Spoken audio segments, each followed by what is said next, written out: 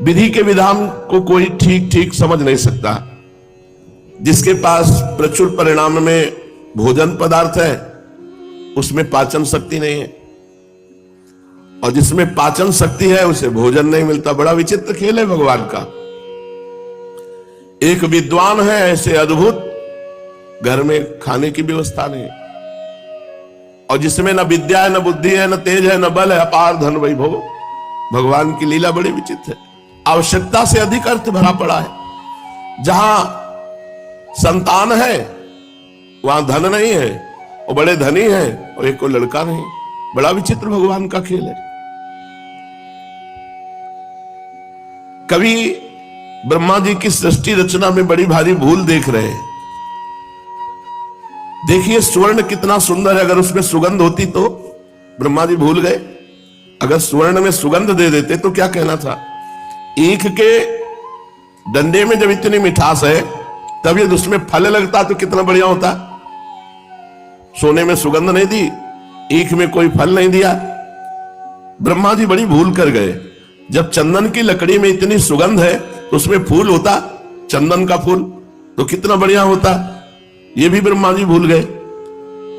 विद्वान लोग बिना रुपए पैसे के ही अपनी वाणी से आकाश पाताल सब एक कर देते हो। कहीं उनके पास धन होता तो विद्वानों को धन देना भूल गए, चंदन में फूल देना भूल गए, ईख में फल देना भूल गए, और सुवर्ण में सुगंध देना भूल गए।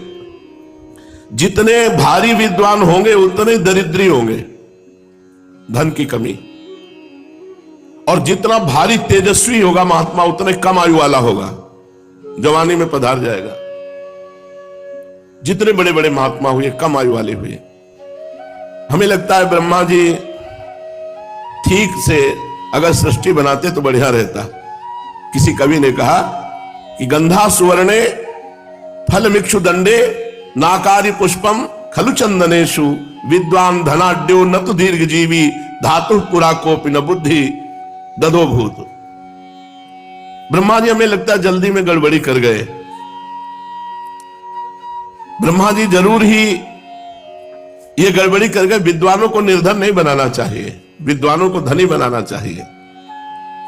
पर विद्वानों को अन्य पुरुषों के आश्रित रहना पड़ता है।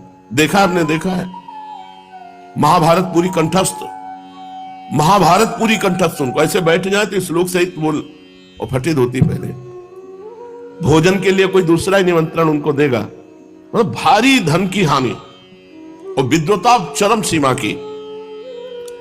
ऐसा ही कुछ महाप्रभु के घर में था। विद्वता ज्ञान वैराग्य भक्ति की मूर्ति है महाप्रभु। अब बूढ़ी मैया है, कोई पूर्व की प्रॉपर्टी नहीं है, अब ब्याह हो गया है तो अर्थ की आवश्यकता है। उस समय ऐसा नहीं था कि संस्कृत पाठशाला में बड़ी भारी दक्षिणा मिलती हो, जैसे अब पेमेंट सरकारी मिलती है। ऐसा नहीं था, अपनी अपनी पाठशाला है, कुछ जो कुछ उससे मिल गया। ऐसे कोई सरकारी पैसा थोड़ी मिलता था। अब ये तो कहो कि बड़ी सौम्य और सहनशील लक्ष्मी देवी थी, जो कभी अपनी कोई मांग ही महाप्रभु से नहीं की। जो कुछ घर में उसी से काम चला रहे। निमाई पंडित विद्वान थे, गुणवान थे, रूपवान थे, तेजवान थे, पर धनवान नहीं थे। सांसारिक धन नहीं था उनके यहां। निर्धनता का साम्राज्य था। किंतु निमाई पंडित को तनिक भी इसकी व्यथा नहीं थी कि मैं निर्धन हूं। उनके सामने किसी भी प्रकार की परिस्थिति उनको दुख नहीं दे सकती थी। यह भगवान में चित्त जोड़ने से होता है। निमाई को जरा भी परवाह नहीं थी कि हमारे घर में धन नहीं। उन दिनों योग्य और नामी पंडित देश विदेशों में अपने योग्य छात्रों के साथ भ्रमण करते थे। सदगृहस्थ ऐसे विद्वानों को धन दे दिया करते थे, पूजा करते थे, वस्त्र आदि दे दिया करते थे।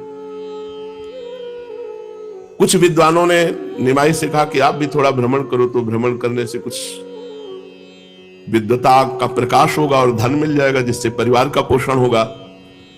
तो निमाई की भी पूर्व बंगाल में भ्रमण करने की इच्छा हुई। उन्होंने अपनी माता की अनुमति से अपने कुछ योग्य छात्रों के साथ पूर्व बंगाल की यात्रा की। उस समय लक्ष्मी देवी को उनके पिता के घर में रख दिया। मतलब बड़ी विचित्र भगवान की बात है कि ऐसे महापुरुषों के घर में भी ऐसी अव्यवस्था, जबकि बड़े बड़े मूर्खों में खूब धन संपत्ति देखी गई। तो ये वैसा ही है जैसे भगवान प्रकट हो रहे हैं देवकी वसुदेव जी कारागार में। यही भगवान की बड़ी विचित्रता है। जिनका नाम ले ले तो भवबंधन मुक्त हो जाए, वो स्वयं आ रहे हैं और माता पिता बंधन युक्त है। श्री गंगा जी को पार करके निमाई पंडित अपने शिष्यों के साथ पद्मा नदी के तट पर राढ़ देश में पहुंचे। बंगाल में भगवती भागीरथी की 2 धाराएं हो जाती हैं। गंगा जी की मूल शाखा पूर्व की ओर जाकर जो बंगाल के उपसागर में मिली उसका नाम पद्मावती है। दूसरी जो नवद्वीप होकर गंगा सागर में जाकर समुद्र से मिली उसे भागीरथी गंगा कहते हैं। ब्रह्मपुत्र नदी के और दक्षिण तट से लेकर पद्मा नदी पर्यंत के देश को राढ़ देश कहते हैं। पहले बंगाल इसे ही कहते थे। उत्तर तट को गौड़ देश कहते थे। दक्षिण तट को बंगाल या राढ़ के नाम से पुकारते थे, आज जिसे पूर्व बंगाल कहते हैं। गौड़ देश वालों से बंग देश वालों का आचार विचार भी कुछ कुछ भिन्न था और अब भी है। निमाई पंडित ने पद्मा के किनारे किनारे पूर्व बंगाल के बहुत से स्थानों में भ्रमण किया। जो भी लोग इनका आगमन सुनते हुए यथाशक्ति भेंट लाकर इनको समर्पित करते। वहां के विद्यार्थी कहते, हम बहुत दिनों से आपकी प्रशंसा सुन रहे हैं। आपकी लिखी हुई व्याकरण की टिप्पणी बड़ी ही सुंदर है, हमें अपने पाठ में उससे बहुत सहायता मिलती है। कोई कहते हैं आपकी पदधूल से देश पावन बन गया।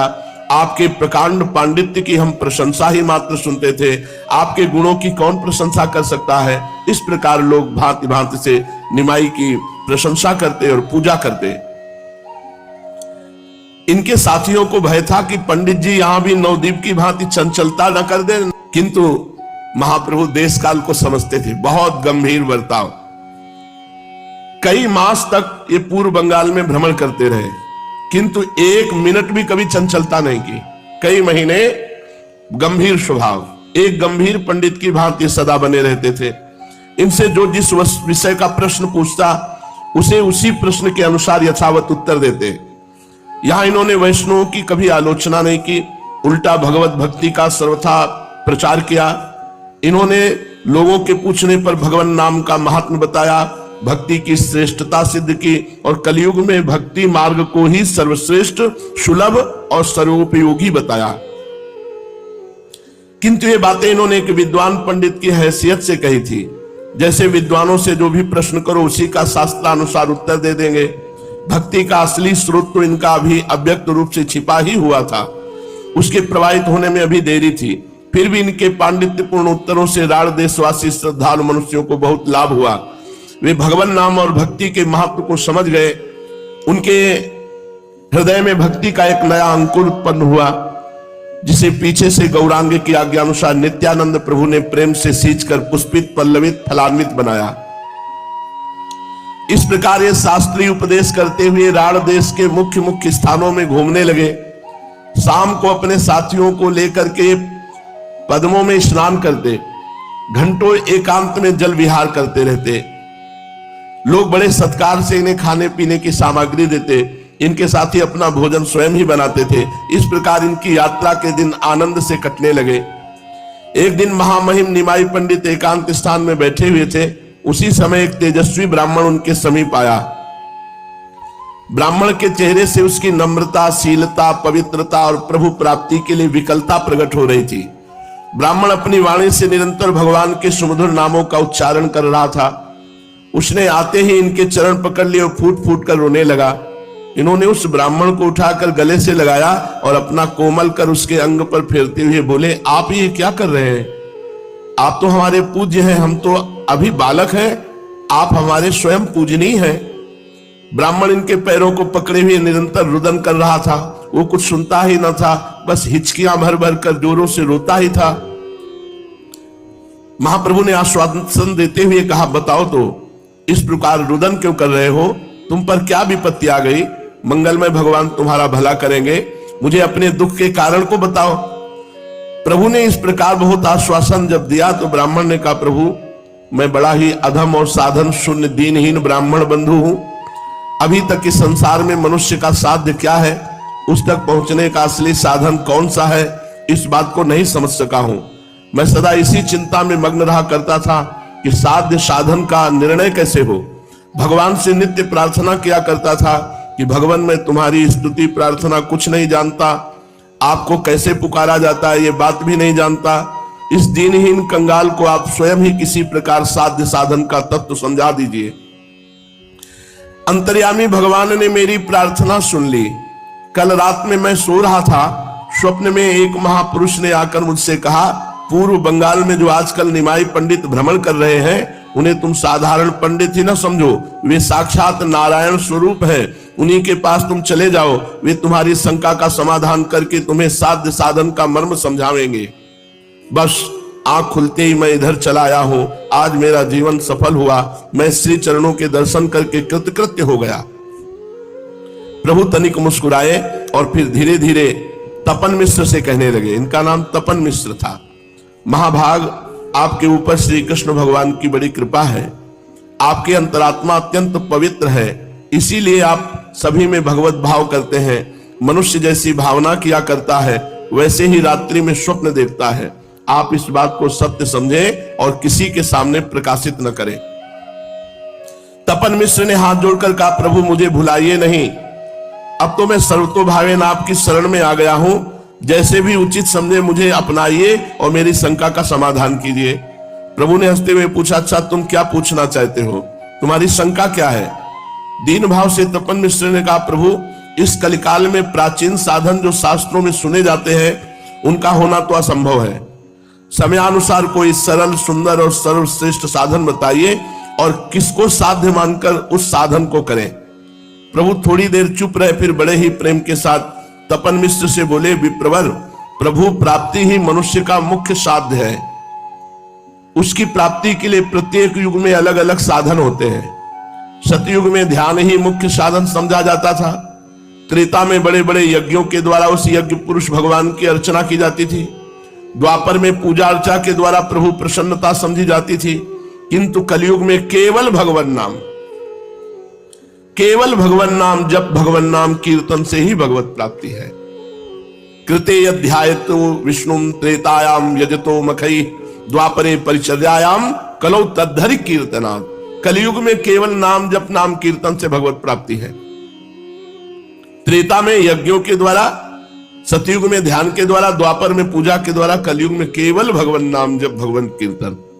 बस सब साधनों को छोड़कर हरिनाम का ही आश्रय पकड़ना चाहिए। भगवान व्यास देव ने 3 बार प्रतिज्ञा करते हुए कहा, हरिर नाम हरिर नाम एव केवलम कलौ नास्तेव नास्तेव नास्तेव गतिरन्यथा। कलयुग में केवल हरि का ही नाम सार है। मैं प्रतिज्ञा करके कहता हूं, कलयुग में हरिनाम को छोड़कर दूसरी गति नहीं है, नहीं है, नहीं है। लोग हरिनाम का महात्म न समझकर संसार में भांति भांति की यातनाएं सह रहे हैं। जो भगवान नाम की महिमा समझ लेगा फिर उसे भव बाधाएं व्यथा पहुंचा ही नहीं सकती। मैं तुम्हें सार से सार बात, गुह से गुह साधन बताए देता हूं। इसे खूब यत्न पूर्वक स्मरण करना और इसे ही अपने जीवन का मूल मंत्र समझना। संसार सर्प दष्टानां मेकमेव सुभेषजम सर्वदा सर्वकालेषु सर्वत्र हरिचिंतनम। सार बात है, संसार रूपी सर्प के काटे हुए मनुष्य के लिए एक ही सर्वोत्तम औषधि है। वो ये कि हर समय, हर काल में, हर स्थान में निरंतर हरि स्मरण ही करता रहना चाहिए। प्रभु के मुख से साधन का गुह रहस्य सुनकर मिश्र जी को बड़ा ही आनंद हुआ। आनंद के कारण उनकी आंखों में से अश्रुधारा बहने लगी। उन्होंने रोते रोते प्रभु के चरण पकड़कर प्रार्थना की, प्रभु आपकी असीम अनुकंपा से आज मेरे सभी संशयों का मूलोच्छेदन हो गया। अब मुझे कोई भी शंका नहीं रही। अब मेरी यही अंतिम प्रार्थना है कि मुझे श्री चरणों से पृथक न कीजिए, सदा श्री चरणों के ही समीप बना रहूं, ऐसी आज्ञा प्रदान कीजिए। प्रभु ने कहा, अभी नहीं, अभी काशी जाओ, काशी में जाकर निवास करो। कालांतर में हम भी काशी जी आवेंगे, तभी आपसे भेंट होगी और आपको वहीं काशी में जाकर रहना चाहिए। प्रभु की आज्ञा सिरोधार करके तपन मिश्र काशी को चले गए और इधर प्रभु अपने घर लौटने की तैयारियां करने लगे।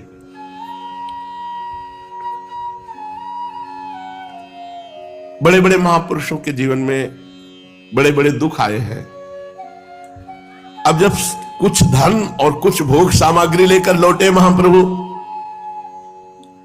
तो लक्ष्मी देवी जो प्राण प्रिय पत्नी है, गृह कार्य में दक्ष है, पति के मनोनुकूल है, पवित्र भार्या है, मीठी वाणी है और नाम भी लक्ष्मी है। सचमुच ये निमाई की लक्ष्मी है। पिता के घर में छोड़ गए थे, अब भगवान का ऐसा कि इनके हृदय में कह नहीं पाई थी, लेकिन पति के वियोग का बहुत प्रभाव पड़ा। जाते समय निमाई कह गए थे कि दुखी होने की बात नहीं है, मैं जा रहा हूं, शीघ्र लौट कर आऊंगा, कोई बहुत दिनों के लिए थोड़ी जा रहा हूं। लेकिन शायद वियोग इसलिए था कि लक्ष्मी देवी को महाप्रभु का दोबारा दर्शन नहीं होना था। जब महाप्रभु लौट के आए तो पता चला लक्ष्मी देवी के प्राण छूट गए। अभी तो नया विवाह हुआ था। लक्ष्मी देवी पति के वियोग में खिन्न चित्त से दिन गिनने लगी। उन्हें पति के बिना यह संपूर्ण संसार सुना ही सुना दृष्टिगोचर होने लगा। उन्हें संसार में पति के सिवा प्रसन्न करने वाली कोई भी वस्तु नहीं थी। प्रसन्नता का जो मूल है वो हृदय से अपने पति को मानते थे, इसलिए बहुत अंदर ही अंदर उदास बनी रहने लगी। उदासी के कारण अन्न जल भी छूट गया। विरह की ज्वाला में हृदय जलने लगा। उनके पिता ने चिकित्सकों को दिखाया, किंतु बेचारे संसारी वैद्य इस प्रेम रोग का निदान कर ही क्या सकते। बात पित्त कफ के सिवा वो चौथी बात जानते ही नहीं। इन तीनों से विलक्षण ही ये प्रेम विकार व्याधि है। इस कारण वैद्यों के उपचार से कोई लाभ नहीं हुआ। धीरे धीरे लक्ष्मी देवी का शरीर अधिकाधिक क्षीण होने लगा, यहां तक कि जीवन की आशा न रही। वे मानो अपने अत्यंत क्षीण शरीर को अंतिम बार पति दर्शनों की लालसा से टिकाए हुए हैं, किंतु उनकी अभिलाषा पूरी न हो सकी। निमाई पंडित को पूर्व बंगाल में अनुमान से अधिक दिन लग गए।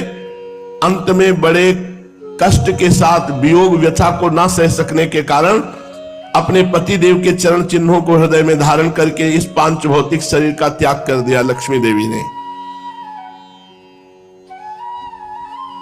अभी तो आनंद का समय आया था।